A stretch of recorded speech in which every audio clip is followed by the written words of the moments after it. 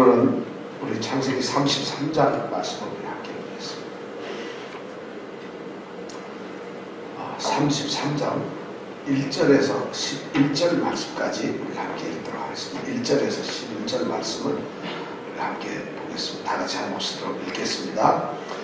야곱이 눈을 들어보니 에사가 400일을 거느리고 오는지라 그 자식들을 나누어 레아와 라헬과 두 여종에게 맡기고 여종과 그 자식들을 앞에 두고 레아와 그 자식들은 다음에 두고 라헬과 요셉은 뒤에 두고 자기는 그들 앞에서 나아가되 몸을 7번 땅에 굽히며 그 형 에서에게 가까이 하니 에서가 달려와서 그를 맞아서 안고 목을 어긋맞기고 다시요. 4절부터 다시 읽겠습니다. 자, 시작. 에서가 달려와서 그를 맞아서 안고 목을 어긋맞기고 그와 입맞추고 피차 우니라. 에서가 눈을 들어 여인과 자식들을 보고 묻되 너와 함께할 이들은 누구냐? 야곱이 가로되 하나님이 주의 종에게 은혜로 주신 자식이니이다. 내 여종들이 그 자식으로 더불어 나와 절하고 레아도 그 자식으로 더불어 나와 절하고 그 후에 요셉이 라헬로 더불어 나와 절하니 에서가 또 가로되 나의 만난 바 이 모든 때는 무슨 까닭이냐? 야곱이 가로되 내 주께 은혜를 입으려 함이니이다. 에서가 가로되 너 영생아 내게 있는 것이 족하니 내 소유는 내게 두라. 야곱이 가로되 그렇지 아니하니이다. 형님께 은혜를 얻어 싸우면 청컨대 내 손에서 이 예물을 받으소서. 내가 형님의 얼굴을 배운즉 하나님의 얼굴을 본 것 같사오며 형님도 나를 기뻐하시리이다. 하나님이 내게 은혜를 베푸셨고 나의 소유도 좋아오니 청컨대 내가 형님께 드리는 예물을 받으소서 하고 그에게 간권함에 받으니라. 오늘 이 말씀을 1절부터 11절 읽으셨는데 무슨 내용인지 좀 이해가 가시죠? 네? 내가 보기엔 별로 잘 안 가실 것 같은데 자, 무슨 내용인 것 같아요? 야곱과 이삭 에서가 어떻게 뭘 과열했어요? 어떻게 과열했어요? 여기 뇌물을 줬다는 말이 나오나요? 내용? 네? 앞에서 또 뇌물이라는 말은 한 번도 안 나왔는데요. 우리는 미리 성경을 예단해서 에서가 에서에게 뭘 주니까 이건 뇌물이구나. 성경을 읽는 가장 나쁜 습관이 바로 하나 우리의 편견을 가지고 보는 거예요. 지금 이 귀한 시간에 한번 해보는 소리를 안 하시기 바랍니다. 그러니까 자, 우리 여기 뇌물이라는 말이 하죠. 어떻게 화해했죠? 둘이 만나가지고 네? 만나자. 준비한 모든 것을. 야, 이거 읽었지만은 딱 얘기를 하려면 정말 만만치가 않네, 그죠? 그러니까 왜냐하면 성경 말씀은 사실 읽었는데도 우리가 가만히 보면 이 말씀이 좀 어렵게 가져오기 쉽지 않고 32절의 마지막 부분은 지금 이렇게 기록이 돼요. 32절, 32장 31절에 보면 그가 분이엘을 지날 때에 해가 돋았고 그 환도뼈로 인하여 절었도다. 이렇게 기록되어 있어요. 여기서 그가 하면 그가 누굴까요? 예, 야곱이죠. 야곱이 지금 분이엘을 지나요. 분이엘은 어디죠? 야곱이 밤새 하나님의 천사와 하나님과 씨름을 해서 그래서 이겼어요. 그리고 그것을 지나면서 이름을 자기가 하나님의 얼굴을 보았기 때문에 하나님 얼굴이라고 하는 이름에 분이엘이라고 하는 이름을 지어주었어요. 이걸 2주 전인데 벌써 오래되어서 좀 생각이 잘 안 나죠. 사실 요즘같이 바쁜 세상엔 어제 얘기도 잘 생각 안 나는데 2주 전 얘기니까. 더구나 지난 우리 화요일에는 얼마나 다행인지 예배를 안 드렸는데 그죠? 그러니까 더 잊어버릴 수밖에 없죠. 다들 웃으셨어요. 예배를 안 드렸는데. 자, 그러니까 분이엘을 지날 때 어떻게? 해가 돋았다. 해가 돋았다는 얘기는 밤새 하나님과 씨름했기 때문에 붙잡고 내게 복을 주시지 않으면 못 가게 하겠다. 해는 밝아오는데, 그러니까 하나님의 천사가 알아서 복을 줄게 하고 복을 주셨잖아요. 그리고 이름을 바꿔서 뭐라고? 이스라엘이라는 이름을 주셨잖아요. 누구에게? 네, 적어도 7분은 다 이해를 하신 것 같은데 2분이 조금 이해를 안 하시네요. 자, 그렇게 해가지고 분이엘을 지날 때 해가 돋았는데, 그가 그 다음에 보니까 환도뼈로 인하여 다리를 절었다. 지금 그래요. 왜 절었을까요? 예, 환도뼈를 씨름했는데 씨름하다가 넘어져가지고 환도뼈를 다쳤지, 그죠? 이렇게 얘기하면 꼭 이런 게 아니라, 씨름을 해서 환도뼈를 다쳐가지고 지금 절어요. 왜 절? 위골이 됐다는 뼈가 이렇게 바로 그거예요.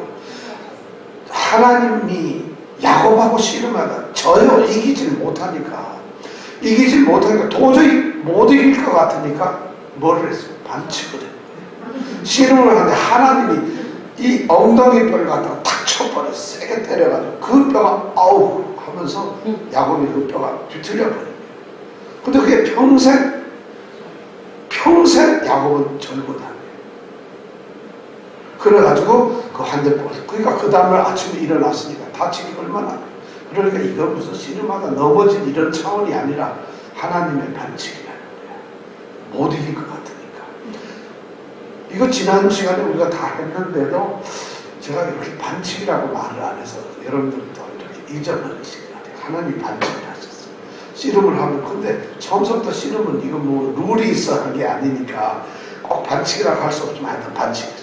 그렇게 해가지고 씨름은 끝나고 아침에 지금 이 야곱이 다리를 절면서, 그렇지만 희망을 가지고 소망을 가지고 이제 어디를 가느냐? 에서를 만나러 가는 거예요. 약복강에서 일어나가지고 에서를 만나러 가는데, 눈을 들어서 멀리 보니까 저기에서 막 흙먼지를 날리면서 달려오는 무리들이 있다. 누구겠어요? 바로 에서가 에서가 달려오는데, 미리 보냈던 이 종들의 이야기에 의하면 몇 명하고 온다고? 장정 400명을 이끌고 에서가 다가옵니다. 자, 이제 운명의 대결의 순간이 점점 다가옵니다. 그걸 보고서 이 야곱이, 아, 이제는 마지막이로구나. 이제 형하고 만나가지고 형하고 형제 오케이 목사랑 결투를 할 텐데, 결투를 할 수밖에 없죠. 왜냐? 형과 동생은 지금 어떤 관계죠? 사이가 안 좋아요? 뭐 그런 차원이 아니죠. 어떤 관계죠? 그저 아주 지금 엄청 도망을 죽일까봐 도망을 간 상황이니까 보통 사이가 아니에요. 이거 뭐 여러분 제가 이렇게 얘기하면 저 얘기는 언제 한 거야? 저 성경에 진짜 있었던 거야? 지금 그렇게 생각할까 걱정이 됩니다. 그건 아니죠. 엄청난 적대 관계에 있어요. 그러니까 이 야곱이 마지막 이제 자기의 진영을 정비합니다. 그렇게 해가지고 오늘 2절에 보면은 정비를 딱딱 하는데 순서대로 딱딱 세우죠. 어떻게 세우죠? 제일 먼저 앞에 누구를 세워요? 예, 여종이 몇 명이라고 그랬죠? 네, 2명과 그 자식들을 앞에다가 놓습니다. 여종 2명과 자식은 몇 명일까요? 네, 여종과 그 여종의 자식들은 몇 명일까요? 여종 자식. 네, 4명이죠. 여종의 자식은 4명. 그 뒤에 제일 앞에는 이제 두 여종하고 라헬하고 실바, 그의 아들 4명을 앞에다 놓고, 두 번째 중간에 누굴 놓는다고요? 레아와 아들 몇 명? 6. 예, 6명을 넣어요. 자, 그리고 제일 뒤에는 누굴 놓나요? 라헬과 그 다음에 누구? 요셉. 아들이 하나밖에 없어요. 그러니까 4, 6, 1, 11명이잖아요. 축구팀이라고 하잖아요. 그죠? 그래서 축구팀에서 공격 4명, 미드필드 6명, 골키퍼 1명. 이렇게 딱 세웠다는 거예요. 그죠? 그래서 4를 1로 딱 세우고는 자기는 어디에 섰어요? 제일 앞에. 지금까지는 야곱은요, 기도하기 전까지, 어젯밤 전까지는 제일 뒤에 있었어요. 종들도 앞에 놓고 모든 것도 다 앞에 놓고 제일 뒤에 항상 있었는데, 드디어 이 한밤중에 씨름을 하고 나서 하나님을 이기고 난다면은 자신감이 생기고 확신이 생기니까 제일 앞에 딱 선 거예요. 여기서부터 33장부터 우리는 야곱의 인생이 달라지고 있어요. 근데 많은 성경학자들 거의 다 아직도 야곱이 비겁하다 그래요. 왜냐하면 제일 앞에 누구를 놔야 돼요? 여종을 놓고 그 다음에 레아를 놓고 제일 뒤에 누구를 놔요? 라헬을. 누구를 제일 좋아하고 있죠? 라헬을 좋아하고. 자, 요셉을 좋아하니까 여참 자기가 싸우면은 제일 뒤에서 어떻게?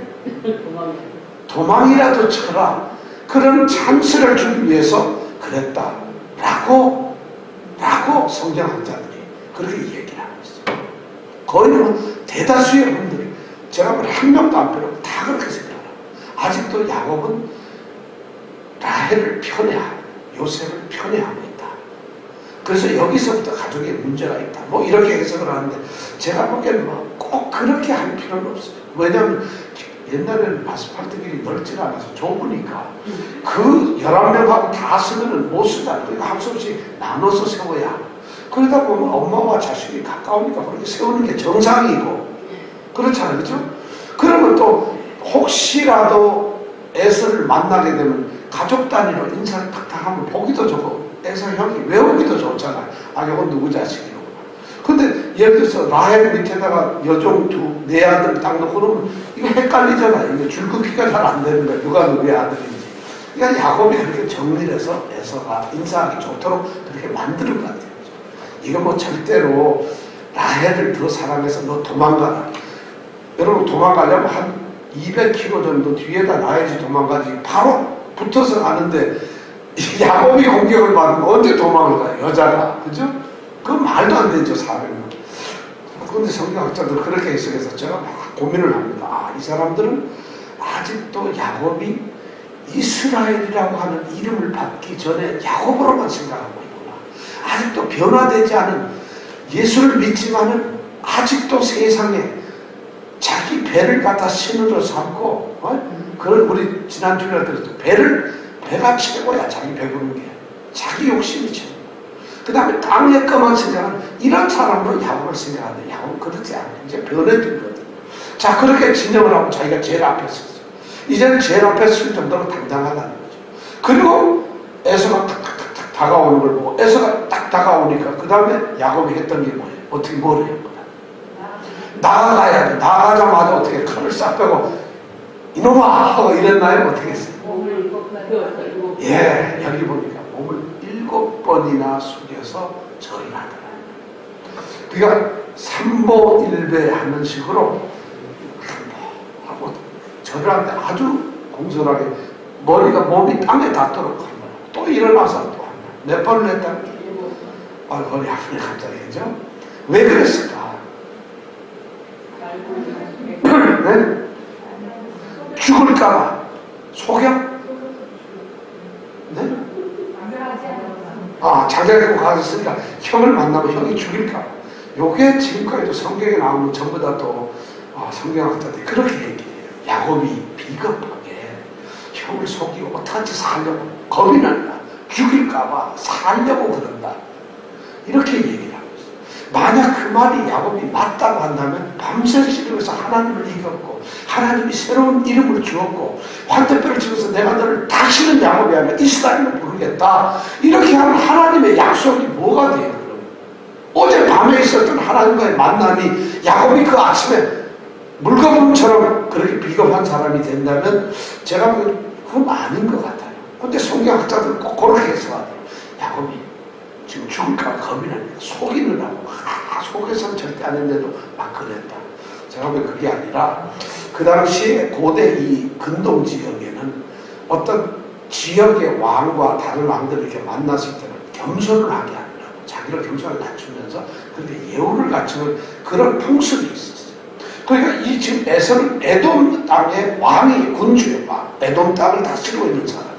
그러니까 이 야곱은 형 에서가 에돔의 왕이라는 것을 인정을 하고서 그 앞에서 겸손하게 자기 모습을 나타내는.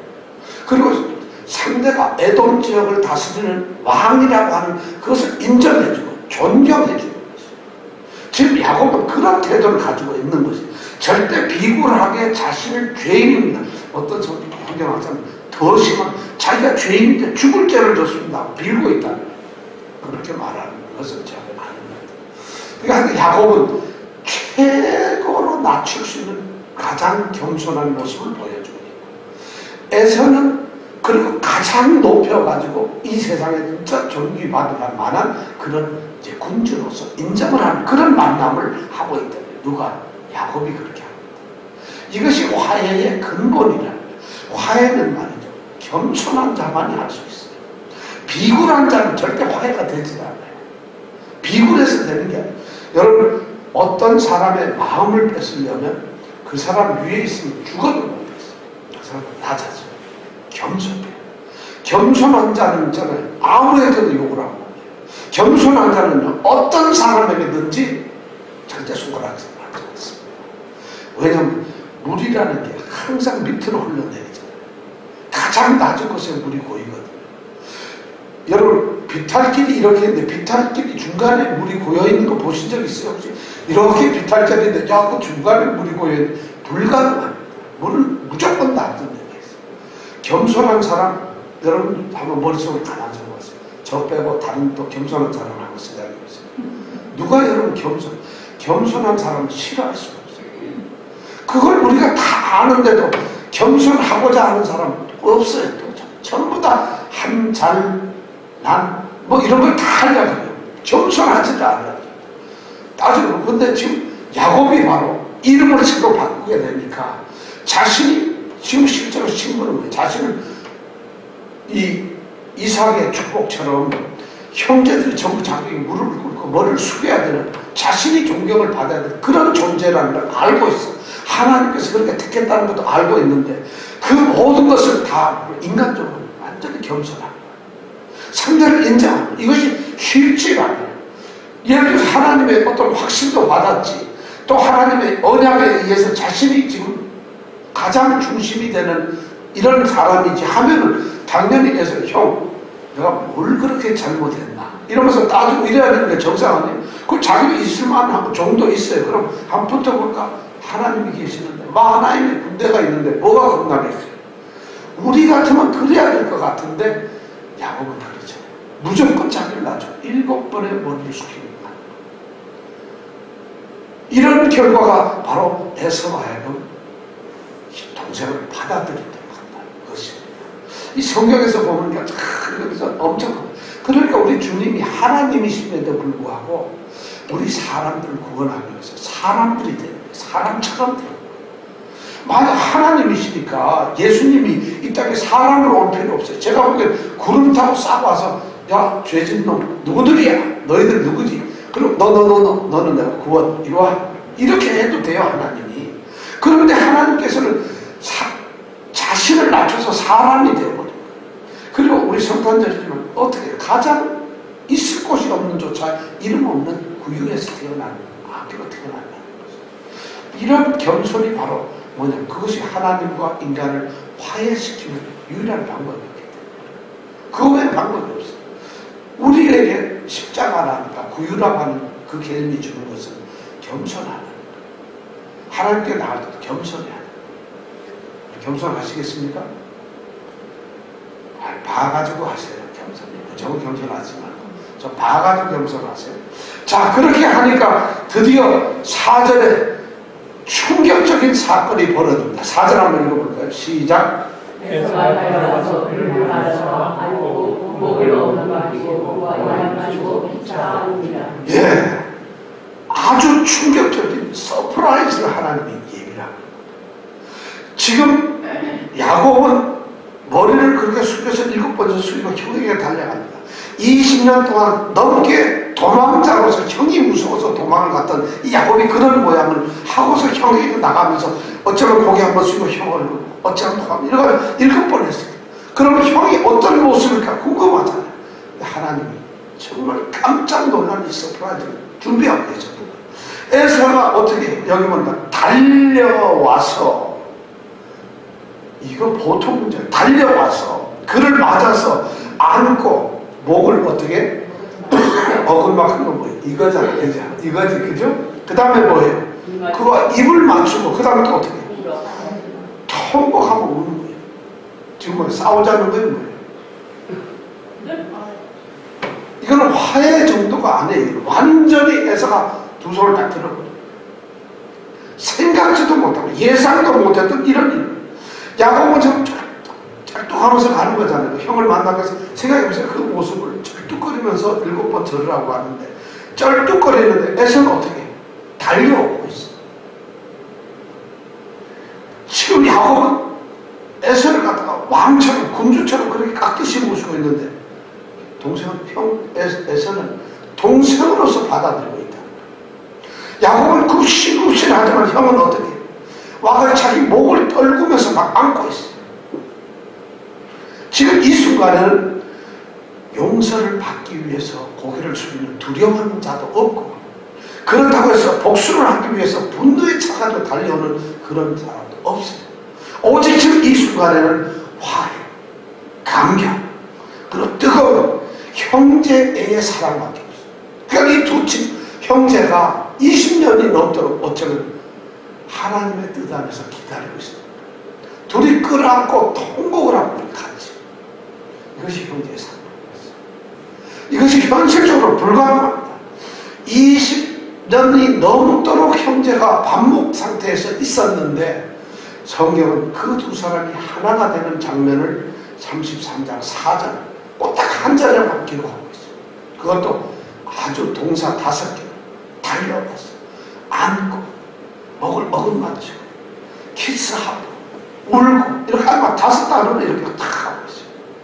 자, 드디어 4절에 화해가 됩니다. 너무 싱거워요. 어떻게 이런 일이 있었을까? 하나님께서 이미 예비를 하고 계십니다. 누가복음 15장에 보면 예수님이 비유의 말씀을 하는데, 어느 집에 두 아들이 있었는데, 이 둘째가 말이죠, 아버지한테 재물 자기 상속 다 달라 그래요. 다 받아가지고 먼데 가서 탕자가 되는 거죠. 다 쓰죠. 그 탕자의 비유가 나오는데, 그 탕자가 나중에 돌아올 때 다 세상에 가서 먼 나라에 가서 탕진해버리고 완전 걸뱅이가 돼가지고 돼지들하고 돼지우리에서 같이 살면서 돼지들이 먹는 그 주염나무 그걸 뜯어먹고 살면서 그렇게 살다가, 아, 이제는 고향으로 가서 아버지한테 가야 되겠구나. 그렇게 해서 아버지한테 돌아오죠. 그 탕자가 아버지한테 돌아오기 위해서 초라한 모습으로 돌아올 때 말치에서 집에 서 있던 아버지는 그 아들을 보는 거예요. 그리고 그 아들을 보고는 이 아버지가 단 하루도 그 아들을 기다리지 않은 적이 없어요. 그 먼 데서 아들을 보니까 맨발에 버선발을 막 뛰어나가서 그 아들을 끌어안았어요. 그리고 통곡합니다. 내 아들아 너무 잘한다. 누가복음 25장에 그런 탕자의 비유가 나옵니다. 지금 여기 에서의 모습을 보면 마치 그런 것 같아요. 서로가 화해하는 이런 모습이 이제 그래가지고 화해가 돼서 둘이 얼마나 울었는지 몰라요. 제가 보기에는 최소한 한 2분을 울었을 것 같아요. 그죠? 생각해보세요. 지금 뭐 거기 무슨 말이 필요하겠어요, 둘이. 그러니까 막 끌어갖고, 하고 막 그냥 아마 눈물이 뒤범벅이 돼서 그랬어요. 여러분 한번 그 그림을 한번 잘 생각해보세요. 그려지나요? 야곱과 에서의 그 화해가 그려집니까? 그렇게 한참 울고 난 다음에 이제 그날 이 에서가 고개를 들고 이렇게 보니까 주변에 사람들이 있거든. 그러니까 묻습니다. 이 사람이 누구냐? 도대체 이 사람이 누구야? 그랬더니 야곱이, 형님, 하나님께서 나한테 복을 주셔가지고 내게 주신 이 아들들입니다. 내 자식들입니다. 하고 와서 이리 와서 인사해. 그럼 제일 먼저 누가 와서 인사했겠어요? 예, 여정과 4명의 아들이 인사했어요. 4명의 아들까지 물으면 여러분 모르겠죠, 그죠? 자, 4명이 인사했어요. 그 다음에 또 누가 와서 인사해요? 라헬과 6명의 아들이 와서 누구한테 인사를 해요? 라헬은 시아주머님한테 인사하는 걸 보고, 그죠? 레아는. 그 다음에 6명의 아들은 누구한테 인사하는 거예요? 큰아버지한테 인사하는 거예요. 그 다음에 마지막으로 누가 인사해요? 예. 라헬하고 요셉인 것 같은데 그렇지 않은 것 같아요. 자, 우리가 여기 7절에 한번 볼까요? 자, 7절에 보니까 레아도 그 자식으로 더불어 나와 절하고 그 후에 요셉이 라헬로 더불어 나와서 인사합니다. 11명의 아들 이름이 6절 7절에 아무도 안 나오는데 누구만 나와요? 요셉만 나와요. 요 성경학 저자가 일부러 그랬을 거예요. 요셉이 라헬로 엄마 이름을 나중에 라헬을 나중에 라헬로 더불어 나와서 인사했다. 이렇게 기록. 그러니까 또 어떤 분은 요셉이 천지 맥도 모르고 이제 그때가 제일 어리잖아요. 제일 막내니까.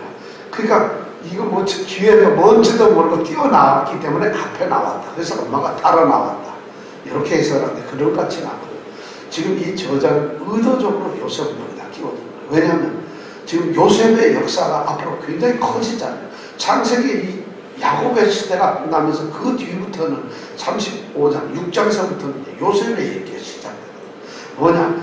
이 아브라함, 이삭, 야곱의 이 혈통을 이어가는 가문이 요셉을 통해서 이제 새롭게 시작된다는 걸 알려주기 위해서 요셉의 그 중요성을 드러내기 위해서 요셉이라는 이름을 여기 처음으로 등장합니다. 그럼 우리는 다음에 이제 요셉을 배우는 기회가 이제 우리에게 오겠죠. 자, 이렇게 이제 딱 얘기를 합니다. 그렇게 이제 인사를 다 받고 난 다음에 그 다음에 에서가 또 질문을 합니다. 궁금했던 건 뭐냐면 자기가 야곱을 만나러 오면서 장만치 짐승떼를 몇 번 봤다고요? 5번을 봤죠. 그죠? 왜냐면 우리가 지난번에 5명, 몇 마리를, 짐승 몇 마리? 이건 이병택 집사님이 정확하게 아세요. 몇 마리였죠? 짐승? 몇 명? 몇 마리? 550마리 정도 되죠. 그걸 5대에 나눠가지고 했는데 지금 에서가 그게 궁금했던 거예요. 야, 내가 오면서 이렇게 봤던 그 5대의 짐승은 도대체 뭐냐? 그랬더니 이 야곱이 대답을 합니다. 그거는 내가 내 주께 은혜를 받으려 합니다. 이렇게 8절에 말해요. 8절에 보니까 그렇게 되죠. 에서가 또 가로되 나의 만난 바 이 모든 때는 무슨 까닭이냐. 야곱이 가로되 내 주께 은혜를 입으려 하나이다. 내 주가 누굴까요? 에서예요. 에서를 아도나이 하나님을 부르는 그 이름으로 내 주라고 이렇게 부르고 있어요. 그랬더니 9절에 딱 뭐라고 에서가 말하냐면 바로 에서가 가로되 내 동생아 내게 있는 것이 족하니 내 소유는 네게 돌아. 나는 충분하다. 그러니까 네 거는 네가 가져라. 야, 이게 화해가 되니까 형님 먼저 아우 먼저가 됩니다. 이건 네 거니까 네가 가져라. 아닙니다. 형님 겁니다. 그러니까 또 10절에 가니까 야곱이 그 말을 듣고 딱 들은 뭐라고? 그렇지 않습니다. 형님께 은혜를 입었는데 내 손에 이 예물을 받으세요. 내가 형님 얼굴을 딱 보는 순간 뭘 봤다? 하나님 얼굴을 보는 것 같았습니다. 형님 너무 기뻐하시는데 하나님이 내게 은혜를 베풀고 나는 모든 걸 가지고 있습니다. 형님 이거 받으세요. 그래서 지금 2번, 3번의 그런 주세요. 받으세요. 됐다. 받으세요. 받다. 하다가 드디어 마지막에 어떻게 됐어요? 11절에 보니까 제일 끝에 뭐라고 했어요? 그에게 11절에 뭐라고 되어 있죠? 그에게 강력하게 권했더니만 어떻게 돼요? 에서가 받았어요. 자, 여기 선물을 주는 이 광경에서 가만히 보면 8절에 보면 내 주께 은혜를 받고 싶다 했는데 9절에 가보니까 내 동생 또 그 다음 선물 형님 졸지에 호칭이 달라져 버려요. 전까지는 두려워서 내 주 이렇게 깍듯이 했는데 허구하고 울고 난 것부터는 그 다음서부터는 형님이 돼요. 이렇게 화해가 금방 돼요. 더 놀라운 것은 자 10절에 보면 예물을 드린다고 했는데 형님께 예물을 바치러 왔는데 11절에 보면 또 예물을 받아. 근데 우리나라 번역이 이렇게 되지. 앞에는 예물이 맞아요. 특별히 낮은 사람들이 위에게 드리는 예물인데 11절에 가서는 예물이 아니라 선물이에요. 동등한 상태에서 기쁨을 나눠주기 위한 선물이라는 단어가 달리 쓰여요. 근데 우리는 똑같이 번역은 예물해서 이게 조금 잘못되어 있어요. 그 다음에 또 이 번역이 잘못되면 9절에 여기 보면 중요한 단어가 9절에 보면 에서가 뭐라고 하죠? 내 동생아 내게 있는 것이 족하다. 내게 있는 에서가 자기 나한테 있는 게 족하다. 여기서 족하다 하는 이 말은 많다는 거예요. 아주 나는 많다. 풍부하다. 이런 말을 하고 있어요. 그랬더니 말이죠. 11절에 가보면 야곱이 뭐라 하냐면 하나님이 뭐라고 되어 있죠? 내게 은혜를 베푸셨고 나의 소유도 여기도 또 자기도 족하다 그래요. 에서도 족하다 그리고 여기 보니까 야곱도 족하다. 여기서 야곱이 족하다는 거와 에서가 족하다는 건 원어에 보면 말이 전혀 다른 말이에요. 에서가 말하는 건 많다, 나는 풍부하다 이런 뜻으로 얘기하고 있고 11절에 야곱이 말하는 조카다는 나는 모든 것이 있다는 것이. 자, 에서는 자기는 많다는 거예요. 그런데 여기 야곱은 모든 것이 있다. 누가 더 많은 것 같아요? 그렇죠. 모든 것이 있다. 에서는 단지 가축이나 이것이 많다고 했지만 야곱은 전혀 생각이 다르다. 하나님의 은혜로 자신은 모든 것을 가져가요. 특히 그 중에 하나님의 은혜를 받아. 하나님이 함께 하시다. 이런 개념이 들어가 있어요. 나는 모든 것이 다 있습니다. 이렇게 하니까 받으라고 하는 거예요. 자, 그렇게 해가지고 서로 주고 받고 하고 줘요. 근데 여기 아까 우리가 얘기한 대로 보니까 내가 10절에 보면 내가 형님의 얼굴을 배운 즉 누구의 얼굴을 본 것 같다? 하나님의 얼굴을 본 것 같다. 야, 이거 엄청난 얘기지, 그죠? 이 얘기는 뭐예요? 형님 얼굴을 보니까 형님이 뭐 같아? 그런 뜻으로 우리가 이렇게 오해하게 되는데 실제로 그런 뜻의 의미는 아닙니다. 성경의 원어를 이렇게 잘 보면 하나님의 얼굴을 본 것 같이 형님의 얼굴을 본다. 거꾸로 이렇게 돼 있어요. 우리는 형님의 얼굴을 보니까 하나님 얼굴을 본 것 같아 이렇게 돼 있는데 원어에 보면은 하나님 얼굴을 본 것 같이 형님 얼굴을 본다. 뭐 그게 그거 같이 비슷비슷해요. 여러분 헷갈리잖아요. 그죠? 근데 지금 뭐냐면 야곱은 어젯밤에 씨름을 하고 있어요. 그리고 하나님 얼굴 충만. 그러니까 형을 딱 본 사람 이미 하나님의 얼굴로서 자기는 충분한 하나님께서 함께 한다는 걸 확실히 있어요. 그러니까 형의 얼굴을 보면서 자기는 하나님께서 내게 모든 것을 다 형이고 뭐든지 다 이기고 그런 기쁨으로 화해가 될 수 있도록 하나님께서 이끄셨다고 형의 얼굴을 보는 순간 내가 확인을 할 수 있었다. 이런 의미예요. 그러니까 하나님의 얼굴을 만났다는 이 확신을 가지고 있어요. 그러니까 야곱은 정말 하나님의 얼굴을 봤어요. 봤을까 못 봤을까? 봤을 것 같아요. 우리 성경에 보면은 하나님의 얼굴이라는 이런 말이 많이 나와요. 우리가 보면 하나님 봤습니다. 하나님을 만났다. 예수님을 만났다. 뭐 천국에서 만났다. 성경에 보면 하나님 얼굴을 보았다. 주의 얼굴을 내게 향하서 내가 주의 얼굴을 내기를 원하나이다. 주의 얼굴 앞에 뭐 이런 찬송과 가사도 많고 근데 이게 전부 성경에서 나온 말인데 하나님의 얼굴을 본다거나 만난다는 게 무슨 뜻일까? 정말 하나님 얼굴을 본다는 것일까? 그런 의미로 쓰여 있지는 않아요. 성경은 절대 하나님 얼굴, 하나님은 영이시니까 하나님 무슨 얼굴이 있는 건 없어요. 절대로. 하나님은 손이 있는 것도 아니에요. 여러분 하나님이 강한 손을 펴서 강한 팔을 펴서 이거는 하나님을 의인화시켜서 표현하는 것이지 하나님의 얼굴이 그렇다고 얼굴이 있는 게 아니라는 것이죠. 그런데 이렇게 생각을 우리가 해가지고 하나님 얼굴이 진짜 있는 것처럼 하는데 얼굴이라는 말을 하면 되게 세 가지 하는 의미가 있어요. 먼저 하나님이 얼굴이라는 말할 때 주어가 되면 주의 얼굴이 뭘 했다. 이런 말은 다르게 번역을 하면 하나님이 친히 뭘 하셔요. 하나님 자신이 친히. 출애굽기 33장에 보면 특히 그런 거예요. 내가 친히 너희와 같이 올라가지 않겠다. 이렇게 가나안 땅에 갔는데 이스라엘 백성들이 죄를 지니까 모세에게 그러죠. 내가 너희들과 같이 친히 가나안 땅에 가지 않겠다. 그때 말이 내가 내 얼굴로 너희들과 같이 않겠다. 이런 말을 쓰고 있어요. 주의 얼굴이 어떻게 뭘 했다는 얘기는 하나님이 직접 하죠. 하나님이 직접 했다. 이런 의미로 자신의 얼굴을 얘기합니다. 그 다음에 하나님이 얼굴을 얘기할 때 또 어떤 뜻이냐면 하나님의 능력이냐. 그런 뜻이에요. 그러니까 하나님 얼굴 앞에서 하나님 얼굴 면전에서 이런 말은 하나님의 능력을 가지고 지금 능력으로 일을 하신다 이런 의미를 가지고 있어요. 그래서 하나님이 주여 우리가 주의 앞에서 주님 앞에서 이런 말을 할 때 그게 바로 성경에 보면 하나님 앞에서라는 단어가 많이 나오는데 그 말은 앞이라는 말이 얼굴이라는 단어를 쓰고 있어요. 그런데 우리는 하나님 얼굴을 이렇게 번역은 안 하고 하나님 앞에서라고 번역을 하고 있다는 것이죠. 하나님 앞에서라는 말은 하나님의 능력으로 하나님께서 우리 하신다. 그 다음에 세 번째 아주 중요한 것이 뭐예요? 주의 얼굴을 하나님의 얼굴을 보게 했다. 하나님의 얼굴을 만나게 했다. 하나님의 얼굴을 향하여 주라. 전부 다 이렇게 목적으로 쓰였을 때는 이때는 의미가 여러 가지. 주의 얼굴을 내게로 향하여 주시옵소서. 이 얘기는 내게 은총을 베풀다. 그러니까 은총을 얘기할 때 주의 얼굴을 내게 보겠다. 주의 얼굴을 내게서 돌리지 말아달라. 이건 그럼 뭐겠어요? 내게서 은총을 거두어가지 말아달라. 이런 의인법으로 되어 있는 거죠. 그 다음에 하나님의 얼굴을 우리가 대면했다. 이 말은 무슨 말이에요? 얼굴을 대면했다는 게 뭐예요? 이건 뭐예요? 하나님의 임재를 느끼는 거예요. 얼굴을 가지고 왔으니까 하나님이 앞에 있다는 거 아니에요.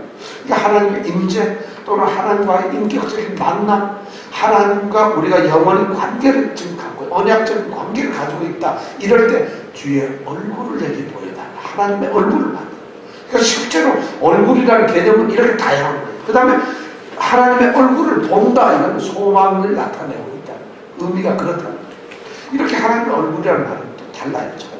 지금 여기서 야곱이 하나님의 얼굴을 봤다는 이 말은 뭐냐면 얼굴을 보는 것 같이 느꼈다는 건 어젯밤에 내가 이렇게 하나님을 직접적으로 체험하고 대면하고 하나님의 임재를 느꼈는데 오늘 형을 보면서 나는 지금 하나님의 임재와 함께 형을 보고 있습니다.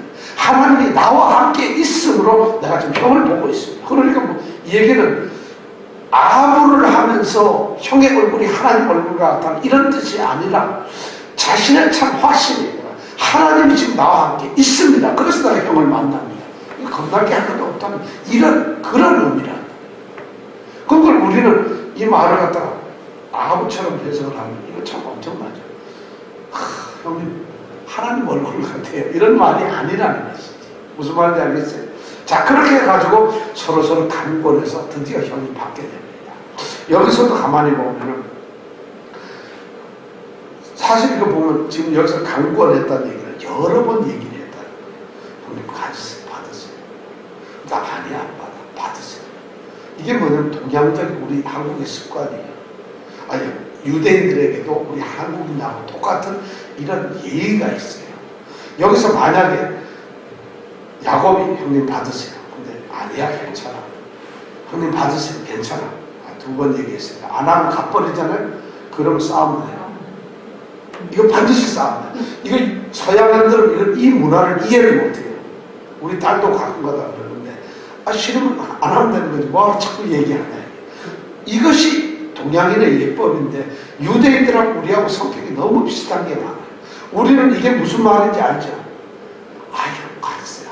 아이고 가졌어요. 아이 괜찮아. 나 아침 먹고 와서 아니 조금만 더 숟가락이 같은 거. 아니야 나 지금 배가 너무 사실 굶었는데도 그렇게 얘기하잖아. 그래도 조금만 드시고 이렇게 했는데 그냥 가세요. 이러면 난리 나죠. 그리고 또 성의를 봐서 앉아야죠. 이것이 바로 우리 한국적인데 유대인들도 똑같이 이게 습성이에요. 그렇게 서로가 권하지 않는 것 그리고 또 권했는데 안 받는 것 이거 전부 다가 문제예요. 우리는 이게 무슨 말인지 우리 한국 사람은 금방 이해를 하잖아요. 그건 뭐 다 아는 건데 서양인들은 이게 이해가 안 되는 거예요. 이게 무슨 말인지. 왜냐면 이런 문화가 없기 때문에. 그래서 성경은 우리 한국의 문화와 굉장히 이런 아주 유사한 표현들이 너무 많아요. 그래서 그걸 관건해서 물건을 서로 주고받았어요. 이제 이해가 됐어요. 자, 선물까지 다 나눴어요. 그러고 나서는 많은 얘기를 했겠죠.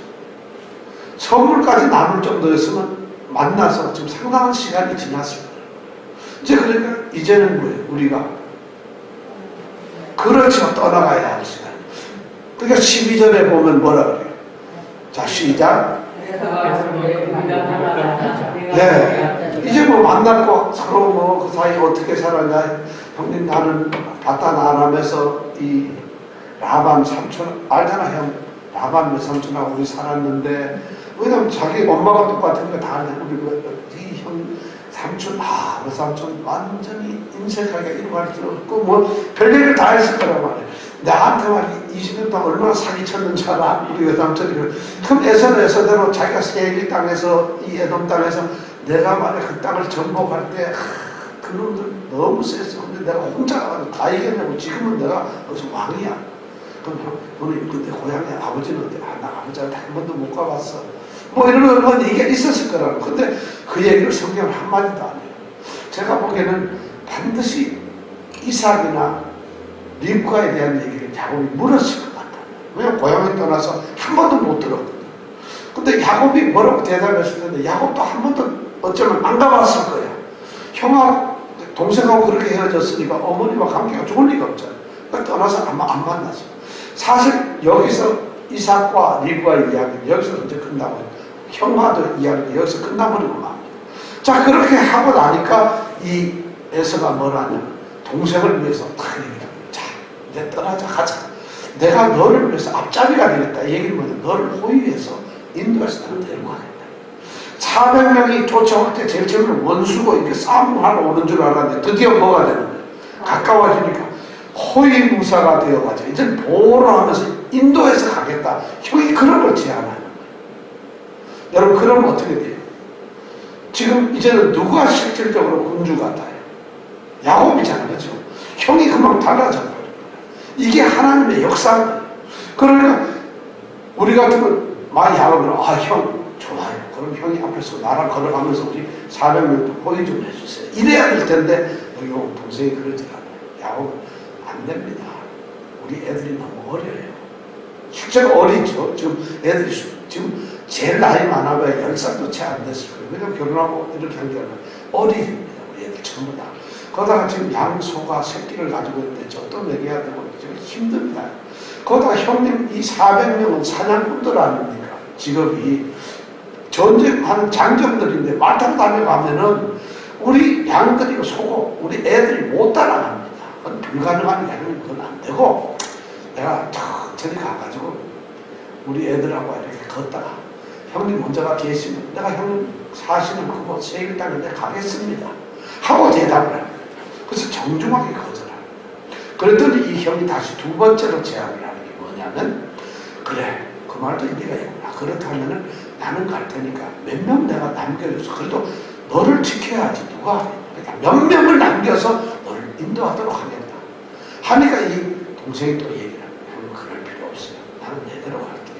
그렇지 않아도 이런 대화가 둘 사이에 있습니다. 성경을 잘 안 읽는데 그리고 나서는 그 대화가 끝나고 난 다음에 어떻게 되느냐 이제 에서는 그래 그럼 우리가 여기서 헤어지자 하고 에서는 세일 땅으로 돌아가. 야곱은 그 무리를 데리고 요단강을 다시 건너서 숫곳이라고 하는 데 가서 거기에서 자기 위해서 야영지를 만들고 그 숫곳이라고 우리가를 짓습니다. 짐승들이 먹고 잘 수 있는 그 우리가를 짓습니다. 이 숫곳이라는 곳이 바로 우리간이라고 하는 뜻을 가지고 나중에 역사 우리 사사기에 보면 유명하게 잘 나오는 기억나는지 모르겠어요. 하여튼 기드온도 거기 가서 싸움해가 한번 뭐 사람 죽이기도 하고 막 그랬는데 이 숫곳이란 땅에서 머무르게 됩니다. 이렇게 해가지고 둘을 헤어지게 됐어요. 자, 야곱과 에서는 이렇게 평화로운 이별을 했어요.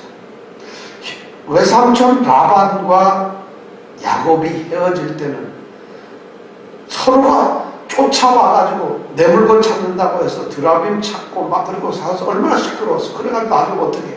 서로 협약을 하죠. 서로가 너와 나는 이 경계를 통해서 넘어가지도 넘어오지도 않겠다. 우리 공격하지 말자 하고 외삼촌하고는 그런 사유는 이 동맹 협약을 맺었는데 지금 야곱하고 에서는요 그런 게 없어요.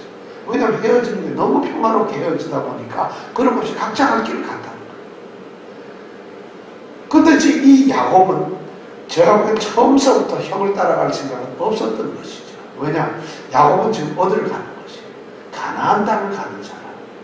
야곱은 절대로 형을 따라서 세일 땅이나 에돔 땅에 가서 살아서는 안 돼요. 왜냐하면 야곱은 약속의 자식이니까 어디가 살아야 된다? 약속의 땅에 가서 살아요. 그러니까 세일이 아니라 가나안 땅에 가서 더군다나 가나안 땅에 살아가는 이 야곱에게는 형의 도움이 필요가 없어요. 그리고 형이 절대 그렇게 뭐 같이 가자 뭐 내가 보호하겠다 그런 유혹을 받아야 될 이유가 없어요. 왜냐하면 야곱은 하나님이 가나안 땅에 가라고 하는 명령을 들은 사람, 그리고 가나안 땅에서 받아야 할 축복의 약속을 받은 사람들. 더 중요한 것은 형 에서를 만나기 직전에 마하나임의 군대, 하나님의 군대를 모았기 때문에 하나님이 자신을 지킨다는 걸 알고 있습니다. 그러니까 야곱은 형을 따라 에서를 따라서 세일 땅에 가는 것이 아니라 그냥 가나안 땅에 있는 것이에요. 그래야만 하나님의 언약인 하나님의 이 계획이 가나안 땅으로 다시 돌아오게 하겠다는 그 계획이 이루어질 수 있는 거예요. 야곱은 그런 것을 알고 있었다. 그러니까 우리 같으면 형을 따라갈 수도 있었을 텐데 절대 따라가지 않아요. 왜냐하면 자기의 목적이 바로 가나안 땅이었기 때문에. 그래서 헤어졌어요. 그리고는 그 다음에 18절에서 20절까지 보면은 드디어 야곱은 가나안 땅에 들어갑니다. 자, 18절에서 20절 우리 4절만 한번 읽어볼까요? 시작. 야곱이 바단 아람에서부터 평안히 가나안 땅 세겜에 이르러 성 앞에 그 장막을 치고 그 장막 친 밭을 세겜의 아비 하몰의 아들들의 손에서 일들에게 사고 거기 단을 쌓고 그 이름을 엘레몬의 이스라엘이라 하였더라. 예, 드디어 야곱이 20년이 넘게 떠났던 그 고향을 돌아옵니다. 가나안 땅으로 돌아옵니다. 그 장면을 18절에는 야곱이 어디에서부터요? 바단 아람에서부터. 바단 아람이 어디죠? 외삼촌 라반이 살던 그 나홀성, 그 지역이 바로 바단 아람이에요. 아람 땅이잖아요. 그죠? 바단 아람, 그 아람 땅에서 드디어 돌아왔다는, 성경이 지금 그것을 정확해. 왜냐하면 그냥 세겜 땅에 들어왔다 이렇게 쓰질 않고 있어요. 바단 아람에서 이렇게 떠나가지고 그 다음에 어디로 왔다? 세겜 땅에 왔어요. 가나안 땅. 그냥 세겜 땅이 아니라 가나안 땅인 세겜으로 왔다는 거죠. 가나안. 다시 말해서 바단 아람에서 하나님이 약속한 가나안 땅으로 들어왔다. 어떻게? 평안히 들어왔다. 이렇게 얘기하고 있어요. 자, 이렇게 이 말, 야곱이 바단 아람에서부터 평안히 가나안 땅 세겜 땅에 이르렀다는 이 말이 뭐냐면 창세기 28장 4절에 보면 이삭이 야곱에게 축복하면서 내 조상 아브라함, 내 할아버지 아브라함에게 주었던 이 땅에 네가 반드시 살 것이고 여기가 네 주인이 될 것이다 하는 그 약속이 이루어졌어. 그리고 창세기 28장 15절에 보면 이 야곱이 형 에서를 도망가서 베델에서 꿈을 꿨잖아요. 사닥다리가 올라가고 하는데 그때 하나님이 하셨던 약속은 내가 어디로 가든지 내가 너와 함께 있겠다. 그리고 너를 편안히 반드시 이 땅으로 내가 돌아오게 해주겠다. 그 약속이 지금 여기서 이루어지고 있다는 거예요. 해석 회복이 되는. 그 다음에 창세기 31장 3절에 보면 바단 아람에서 이제 자기가 고향으로 가려고 할 때 그때 꿈속에 하나님이 나타나가지고 너는 내가 지시했던 그 가나안 땅으로 돌아가거라. 내가 너와 함께 하겠다는 하나님의 약속이 있어요. 그 약속이 바로 이 18절에서 이루어지고 있다.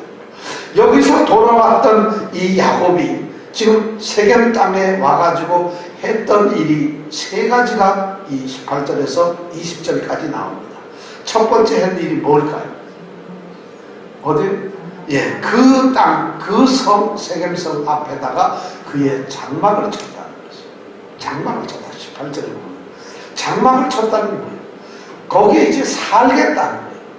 가나안 땅이 이제는 나그네로 사는 것이 아니라 여기가 자신이 살아야 할 땅이기 때문에 거기에다 장막을 쳤어요. 집을 지었다는 것입니다. 장막은 그 사람들은 유목민이니까 장막이다. 집을 지었어요. 자신이 거기에 정착을 하겠다는, 이제 나는 여기에 거주하는 주민이 되었다. 약속의 땅에 사는 사람이 되었다. 이걸 상징적으로 얘기하기 위해서 거기다 장막을 쳤다. 이렇게 되어 있습니다. 두 번째 한 일이 뭘까요? 19절에 보면 무슨 일을 하죠? 예, 돈을 주고 누구에게? 세겜 아비 하몰의 아들인 그 세겜으로부터 땅을 삽니다.